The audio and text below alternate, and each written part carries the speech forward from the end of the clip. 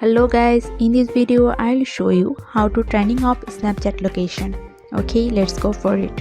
First of all, open up Snapchat and here is the map option down to left side.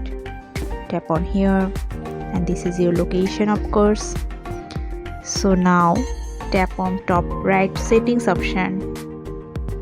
So ghost mode. First of all, it is ghost mode. So ghost mode means your friends can see your location if you are turning on your ghost mode. So mine has off now, so my friends can see this location.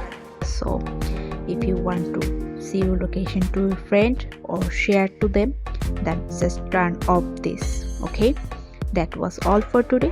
Hope you like this video. If you have any kind of question regarding this video, feel free to ask in comment section. I will definitely answer them. Until then, stay tuned with 5 Minute Solution. Thank you for watching.